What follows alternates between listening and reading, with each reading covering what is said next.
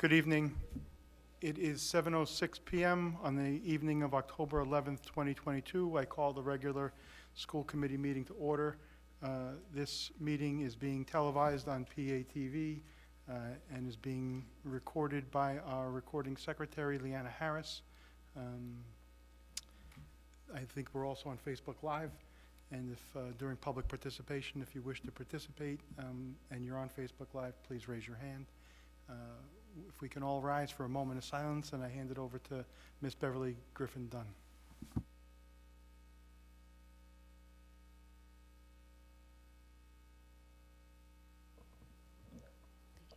Just like to ask for your remembrance of Mrs. Florence Scribner. She passed away this past week. Florence was a wonderful person who worked up at Peabody Veterans Memorial High School as a nurse in the nurse's office. She was always the smiling face to greet students and make them feel better and take care of a lot of people. And she will be sorely missed by her family and friends. So keep her in your hearts and prayers.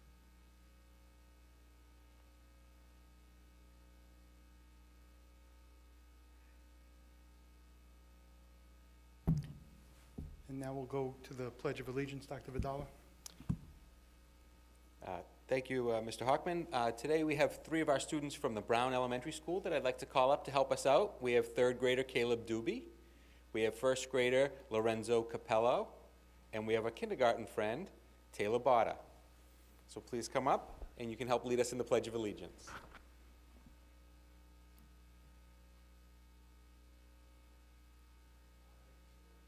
Pledge allegiance to the flag of the United States of America and to the republic for which it stands, one nation, under God, indivisible, with liberty and justice for all. Thank you.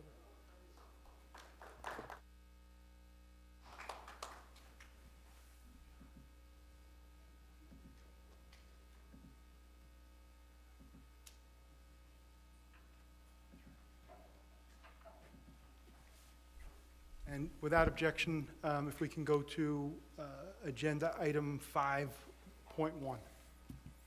Thank you, Mr. Hockman. So I'm pleased today that we have our friends from the Brown Elementary School, Principal Lauren King, along with our three students, Caleb, Lorenzo, and Taylor. And they're going to talk today about Bulldog Pride, which is our PBIS initiative, which PBIS, as you know, stands for Positive Behavioral Intervention and Support. And I will turn it over to you for your presentation. Okay, so we have here tonight, we have three of our Brown School Students of the Month for September. So this is a big deal because these students were chosen to be first grade, third grade, and kindergarten Student of the Month. So they're going to share a little bit about what Bulldog Pride is, and then Taylor may have a special treat for you. At our school, we celebrate Bulldog Pride. We try our best every day to be positive, responsible, inclusive, determined, and empowered. Thank you for showing Bulldog Pride. Taylor, would you like to pass out anything? Yeah. Okay. Taylor is going to give each of you a Bulldog Pride sticker, which is what Brown School students can earn when they're caught being positive, responsible, inclusive, determined, or empowered.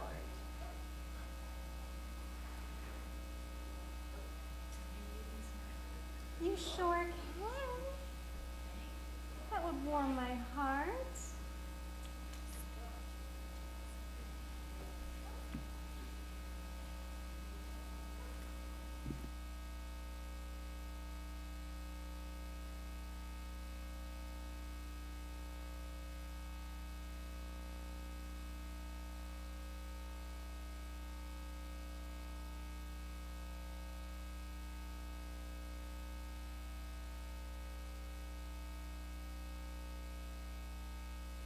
Well, that was wonderful, Principal King, and thank you to all of you for appearing before us today and telling us about your wonderful school and all the great things happening there. Does anybody have any questions or would like to say anything? Ms. Dunn? I've got two questions. One, Dr. Vidala, could you take down that slide? Because then the camera will be able to zoom in on our guests, and folks at home will be able to see them. So we've got to get the camera over to you. But tell me again, what are some of your favorite things about Bulldog Pride?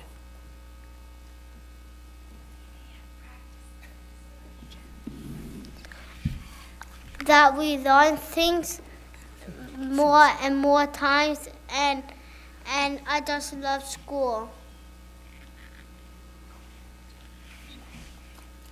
When we do good things, we get to earn a lot of things like field day, and we just did the walkathon last Friday.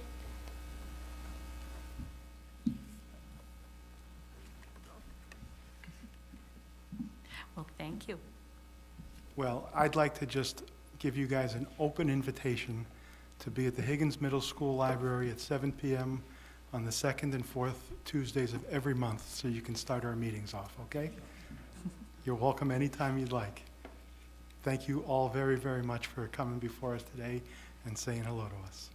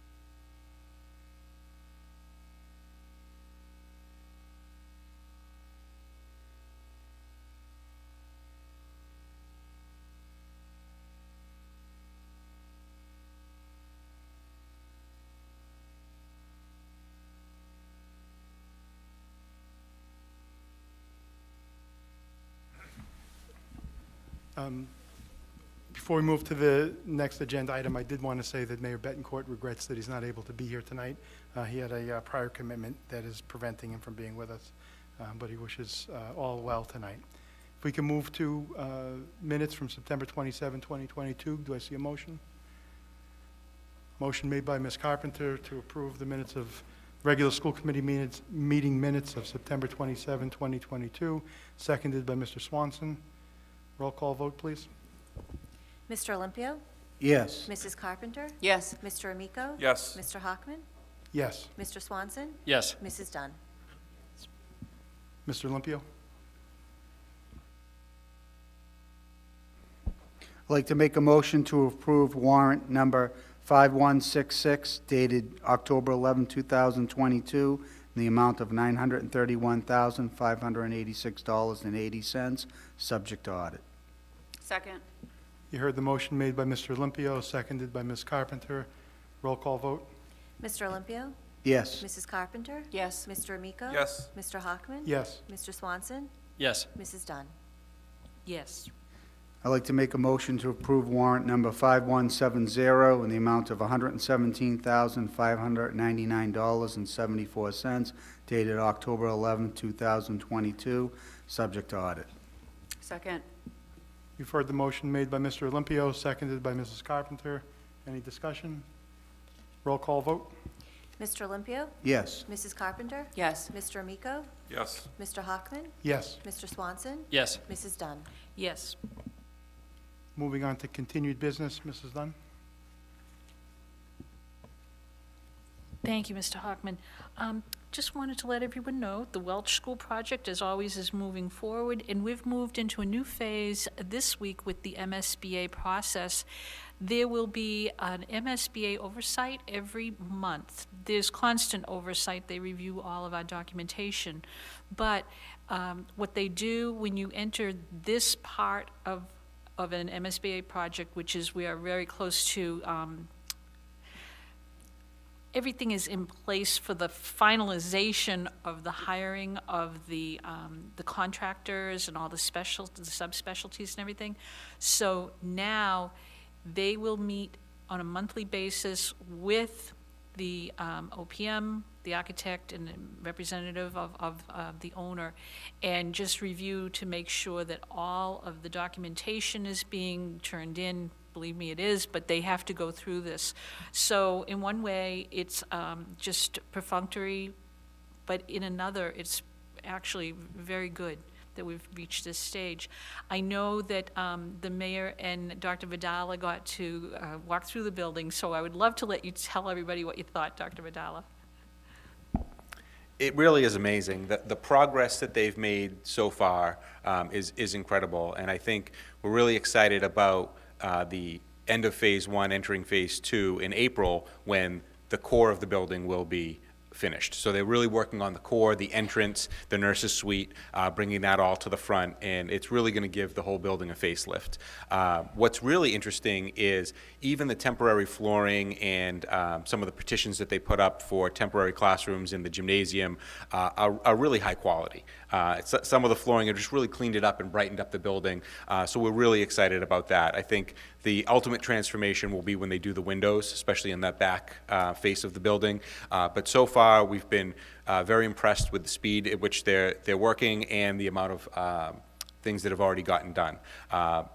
About a week before school started, you wouldn't believe that they were going to have people there, and they were able to turn it around very quickly.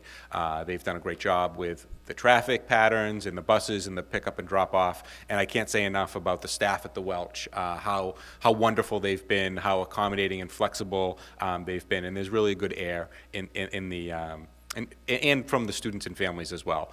So we're very happy with the progress so far, and I think, come the springtime, especially in April, it's really you'll be able to see. Right now, it's all behind the curtain, but you'll really be able to see it in the spring, so we're excited to do that.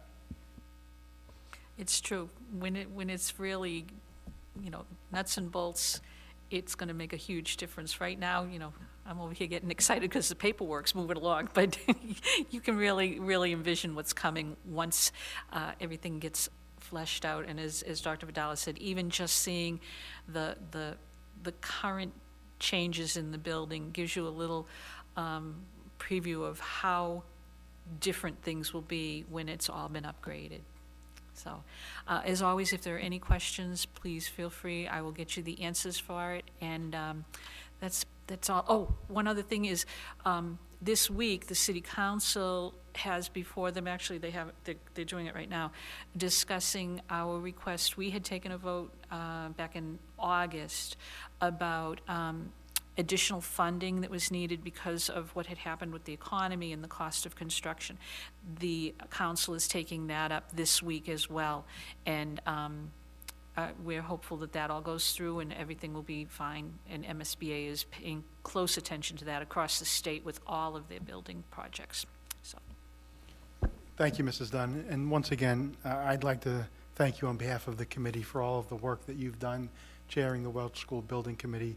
It's years of work that's gone into this, where we stand now in terms of the progress in the construction and hopefully completion on time and under budget. But you've put a lot of hours in and a lot of work and kept a lot of groups together and kept this project moving forward all along, so thank you. Moving on to the superintendent's report, Dr. Vidala. Thank you, Mr. Hockman. Just a couple more items tonight. The first one is last week on Thursday, October 6th, Peabody Veterans Memorial High School hosted a college fair where over 700 students and their families were in attendance in the field house.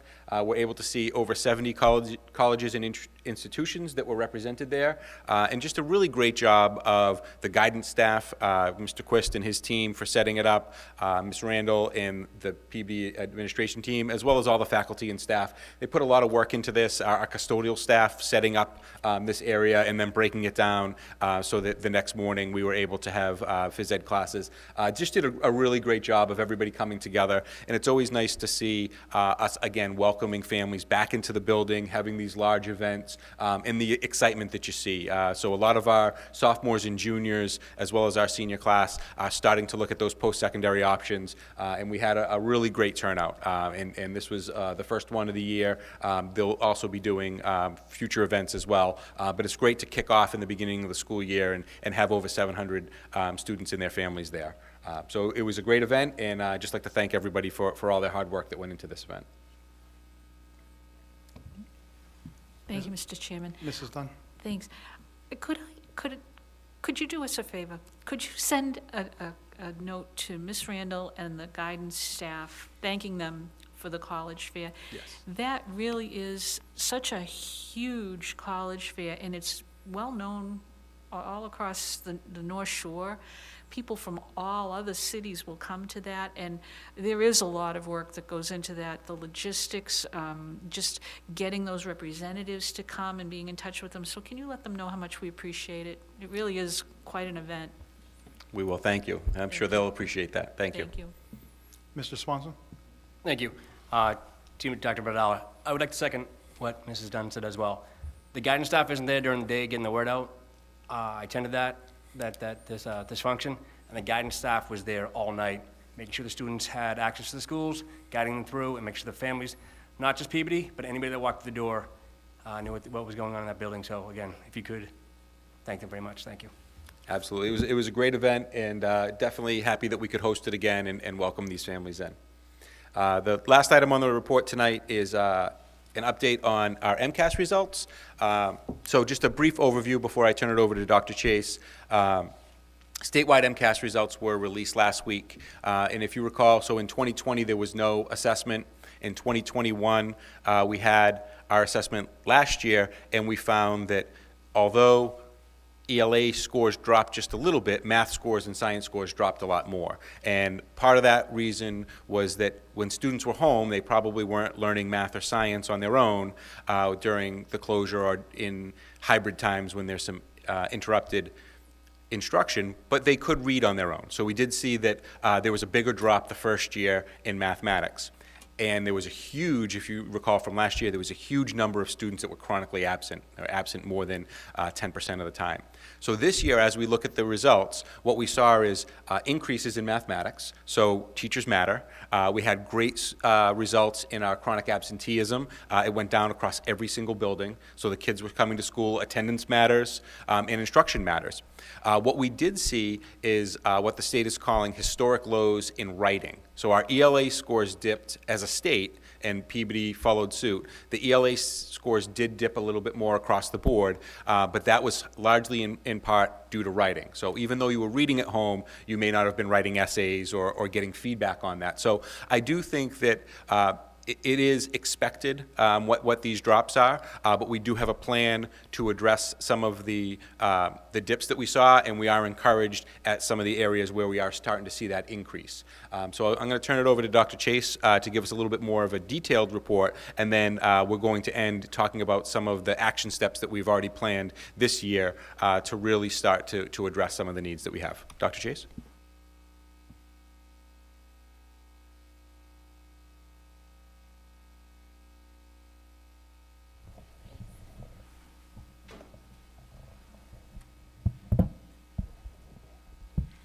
So as Dr. Vidala said, this first slide gives a little bit of a context for what we're working with this year.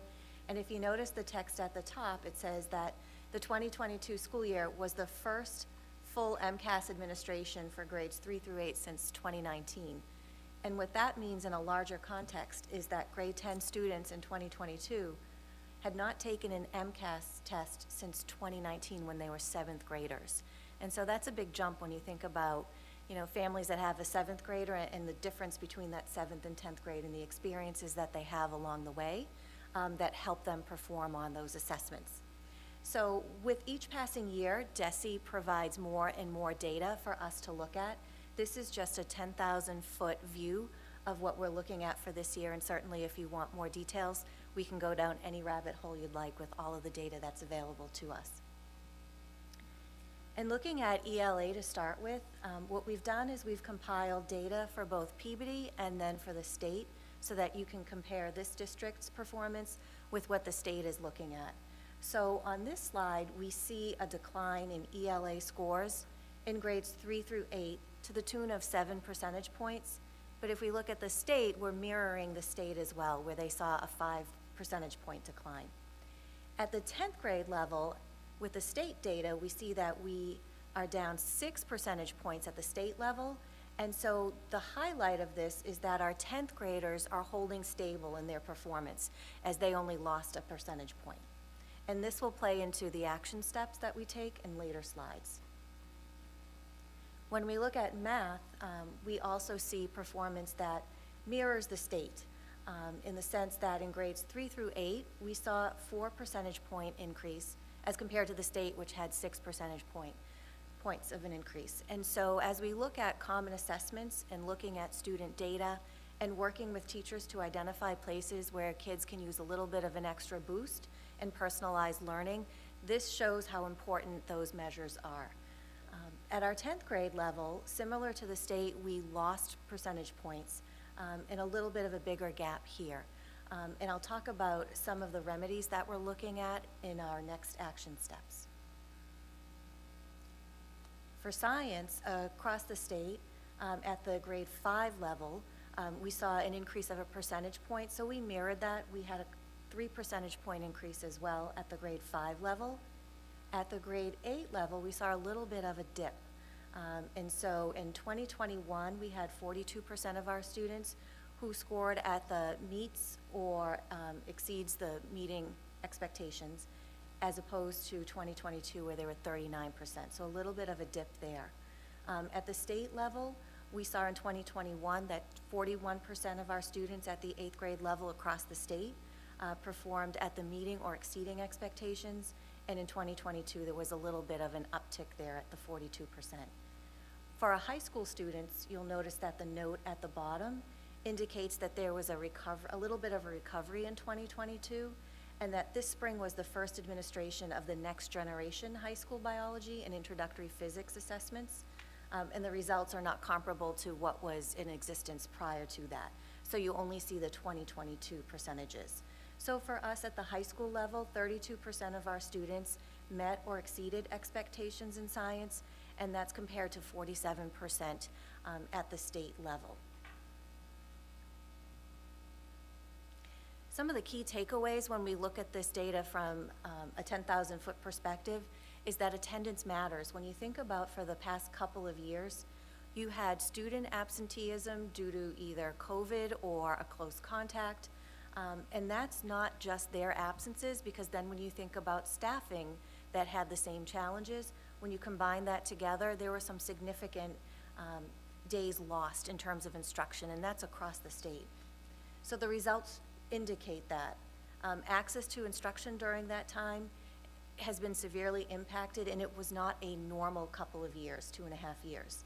So what we did find is that when teachers and students are present and in each other's company, there's real work that's being done, and you can start to see the recovery happening.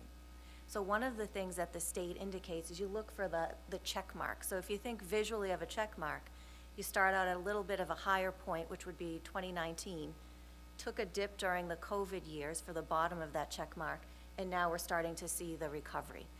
I think what's most important here is that we're starting to see those check marks happen across the district.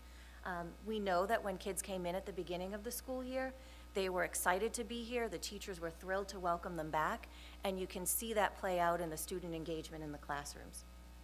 And finally, the writing piece. Writing continues to be an area of concern across the state, and it's a place that we'll be focusing on more across the grade levels in the district. So for celebrations, when we look at the data across the district, we see that the chronic absenteeism that was due to COVID is starting to drop in every school across the district. And with that, we anticipate increased levels of engagement and increased recovery in terms of those scores. The grade 10 remained relatively stable, showing a 1-point decline versus the state's 6-point decline in ELA. And at grades 3 through 8 in math increased by 4 percentage points in 2022. Our grade 5 science scores increased by 3 percentage points. And then we still have areas of focus that we need to look at this year. So our high school math scores continue to decline in 2022. Our elementary and middle school ELA scores also showed decline, especially in the areas of writing. So again, we're seeing some of the state response mirrored in our performance. And then finally, overall, there's a need for recovery in science to meet and exceed state average. So how do we do all of this? We have a lot of key action steps that are happening right now across the district. So as soon as we get MCAS data, we start to pull it apart and think about MCAS data at a school level, at an individual classroom level, and at an individual student level, starting to look at places where our kids need that extra support to help meet the expectations. So it's never a game of shame and blame, but rather what's the current situation, and then how do we move our students forward? We know that our teachers have the power, and the effort that they put in every day when you watch is certainly something that's engaging our students, and so we have the utmost confidence that we're moving in the right direction. When we focus on data, we want to think about personalized learning for our students. We started some of that center work in our elementary classrooms where teachers are looking at data in terms of common assessments that kids are taking and then identifying and isolating little spots where they need help. So instead of reviewing every single aspect of a curriculum, really honing in on the places where kids need help. We started data cycles across the district in our K through 5 schools, looking at where do our common assessments show a need for improvement for our students, and then helping teachers develop instruction that meets those students' individual needs. And looking at the implementation of our K through 5 ELA program, there is grade level instruction that's within that, and there's a lot of writing that's incorporated into that program. So as we launched year 1 of this program, we're looking at places where kids can practice their writing. There are grammar-based instructional units there, and then also text-based questions. So teaching students how to go back into a text and find answers and use quotations and things of that sort. And finally, taking those little responses and building on them so that kids start to write stronger paragraphs and essays as they go through the grade levels. We use common module assessments that come with the ELA program, and we also use common assessments in math. And that helps us look from a district-wide lens, but also helps teachers compare apples to apples and be able to isolate where students need help. Illustrative math at the Algebra 1 level at PVMHS is something new that was brought in this year. That was through a grant from the state. And so our teachers in Algebra 1 at the high school are using materials that think more deeply about the concepts of algebra and should play out in the future. And then finally, an HQM, which is high quality instructional materials for middle school science. So knowing that we were up for renewal in science, this was an opportunity to take an examination of can we do better with materials? And so our middle school science teachers will be engaging in that as well. And with that, I'll open it up for questions. Thank you, Dr. Kelly. I think our key takeaway is that we really weren't surprised by these results. A lot of the results in Peabody mirror the state results, but I think that the investments that this committee has made in terms of instructional leadership and the resources that we've put in front of our students really gear ourselves up to address this learning loss. The New York Times put out an article a few weeks ago talking about the impact on the reading results nationwide for 9-year-olds. And so that's our current 4th graders. And that's where we really did see a number of students continuing to see that decline. But what I think is the most encouraging for us is, as you know, Dr. Lord, Dr. Higgins, and Dr. Kelly and I all go into classrooms and we're going out throughout buildings, we're hearing much more discussions about teaching and learning this year.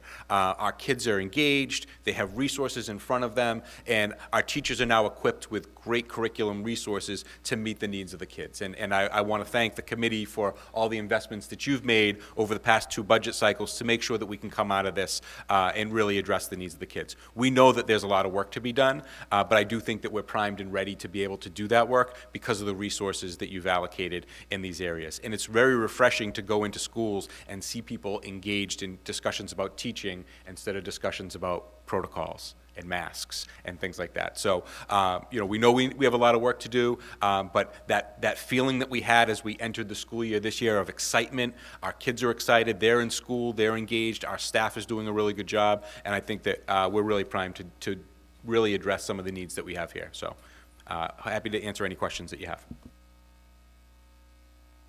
Mrs. Carpenter? Thank you, through the chair, Dr. Vidala, Dr. Chase. Thank you for that information. I think it's definitely something that we expected. We all knew that this was coming. Peabody has some of the best and brightest, and we know that they're going to be able to get back to where they were and even better. And I think that that mountain that we need to climb, I feel confident with your leadership, hearing what you said going into the classrooms. Just want you to know that if there is something that the committee needs to help with in regards to resources or something that you're going to need to help our students get back to where they were before and even better, to let us know. And especially with, the next budget cycle will be coming up soon again. But in the meantime, even if it's something that we have to discuss in the middle of the school year as well. So thank you for that report. Nothing we didn't expect. And if you need anything, please let us know. Thanks. Thank you, Mrs. Carpenter. Mr. Amico? Thank you, through the chair. Ms. Carpenter, well said. Dr. Vidala, Dr. Chase, thank you. Again, if there's anything we can do on our ends, as we know, there's definitely a gap in education right now over the last 2 years. And I know we've talked about, in the summer having a summer lunch program. But if there's something else that we can do, whether it be, throw it out there, a Saturday school morning session before MCAS, or even something over the summer, we would certainly entertain that and work with you. And if there are any grants out there that we can get, Dr. Chase, we would love that. But anything to get our kids, as Ms. Carpenter said, to get them back to where they need to be, we're on board. So thank you for all your hard work. Appreciate it. Yes, Dr. Chase and Dr. Vidala, thank you for your presentation tonight and the hard work that went into that. I'm sure Dr. Higgins participated in that, as well as the rest of your administrative team. So thank you for that. If there's no further questions, we'll move on to public participation. Is there anyone present who wishes to speak tonight? Dr. Vidala, anyone online? Seeing none. In that case, if we can move to written communications. We have a communication from the Massachusetts Department of Public Health regarding South School air quality. Motion received. Heard the motion made by Mrs. Dunn, seconded by Mr. Olympio. All in favor? It's a vote. We also have a communication from Jessica O'Hara regarding a football boosters waiver of fees request. Motion received. Motion made by Mrs. Dunn, seconded by Mrs. Carpenter. All in favor? Anyone wish to take up the written communication? Mrs. Carpenter? Thank you. We did all receive in our packet a waiver fee request. I believe that there was a fundraiser put together under the Boosters Organization. Dr. Vidala, I felt like you might have had some information on that you wanted to share before we go further. Sure. So I did want to bring this forward. I know on Saturday, the football boosters did an excellent fundraiser on behalf of the Mastrocola family for Mikey Mastrocola. It was very well attended. As you know, we have, school committee has a fee that is charged for any rental. So there's a $50 fee for an energy fee, as well as an hourly rate for custodians. So the fee that was charged in this case is $365, $50 for the energy fee, and there was an hourly fee to cover the custodians on a Saturday. So there is a request from the football boosters. I do know that there is some policy and some precedent that was set around what is allowable and not allowable to be waived, but we did want to bring this forward for discussion from the committee. Mrs. Dunn? Thank you, Mr. Chairman. My question is, if we look at the request, the building was already open for athletics.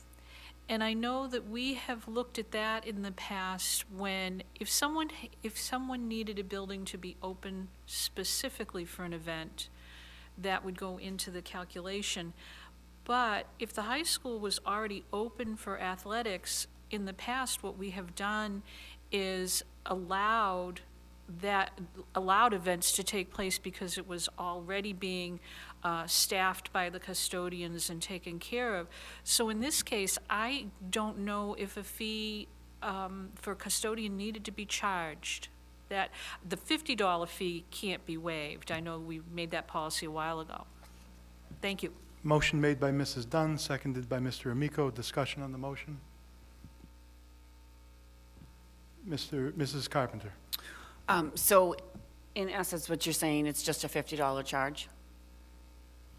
Yes, because I think that's been our past practice with a lot of things. Now, if they went in on Sunday and the building wasn't open, then we would need to have a discussion and make a decision on waiving a custodial fee. But if it was already open for other events that were like school athletics, I don't know what the events were. In the past, we've even had groups split the cost if there were, 2 events at the building. But this looks different.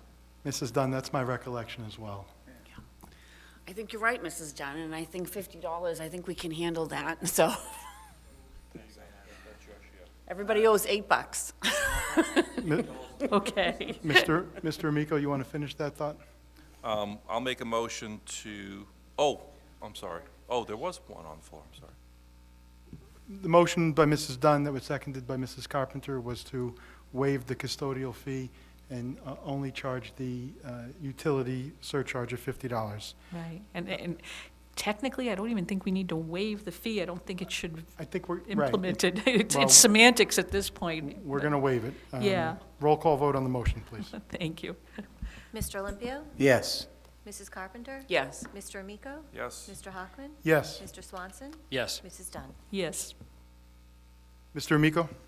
Thank you. Through the chair, I'd like to make a motion to have the school committee pick up the $50 fee divided by 6. I believe that's $8.33 each. So moved. Motion made by Mr. Amico, seconded by Mr. Olympio. Roll call vote, please. Mr. Olympio? Yes. Mrs. Carpenter? Yes. Mr. Amico? Yes. Mr. Hockman? Yes. Mr. Swanson? Yes. Mrs. Dunn? Yes. Mr. Amico, you're the collector of the fee. Thank you. Moving on to the, Oh, Mr. Chairman. yes, I- Mrs. Dunn. Just one. Could we put a discussion of the air quality assessment on for our next agenda? Now, that we've received the report. If we could discuss it at the next meeting, that would be fine. Absolutely. I think that's a wonderful idea. Thank you, Mrs. Dunn. Moving on to subcommittee reports. Mr. Amico, Education Subcommittee? Nothing to add. Dr. Chase, thank you for that great report. Appreciate it. Mr. Olympio, Finance Subcommittee? Nothing to report. School Safety Subcommittee? Nothing to report. Athletics and Wellness. We continue to have a stellar fall season at Peabody Veterans Memorial High School. Football team, as we all know, is 5-0 and rolling. I believe the volleyball team is having a successful season, 8-2.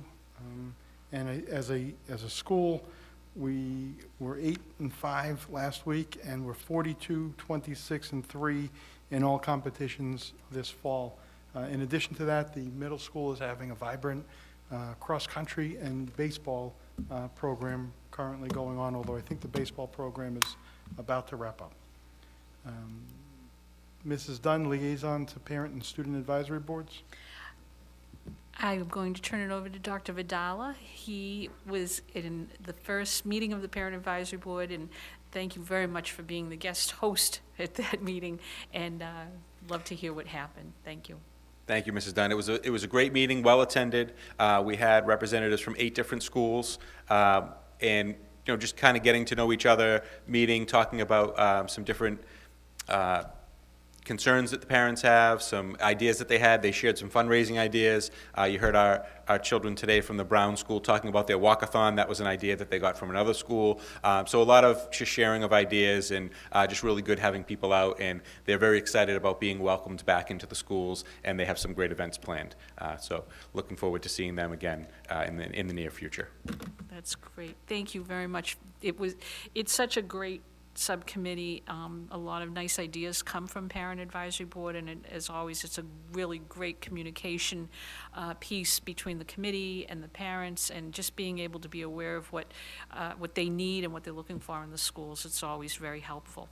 So I will schedule the next meeting going forward, and the members will all get a notice. Thank you. Thank you, Mrs. Dunn. The Building and Grounds Subcommittee had a chance to meet last week. During the meeting, we discussed the statements of interest that were submitted for the Peabody Veterans Memorial High School project, as well as the Center School project, and we're still awaiting word from the state on each of those submissions. We received an update from Mr. Heafy in regard to work that was requested by this committee at the high school that has been completed, as well as some of the work that still needs to be completed. We talked about some supply chain issues and waiting upon some materials to have those projects completed, and he will keep us up to date. And then we had a significant conversation about the Kylie and the future use of that property, and this committee took a vote, I want to say back in May or so, proposing the use for that building as a early childhood learning center. I can tell you during the meeting, Mr. Heafy did report back to us with some estimates as far as demolition of that current building and rebuilding it for the uses that we identified. And there are going to be further meetings on that. We do have a Building and Grounds Subcommittee meeting scheduled for Monday, October 24th at 9:15 in the administration building at 27 Lowell Street. Mr. Chairman? Yes, Mrs. Dunn. Sorry, may I ask a question? On the report about the high school, do you know what the status is for the plumbing repairs and the science labs? Did they get to those? We can, yes, I do not have an answer for you at the meeting. I can either report back to you at the next regular school committee meeting, or when I get that information from Mr. Heafy, I can email you. Thank you very much. You're very welcome. Any other questions?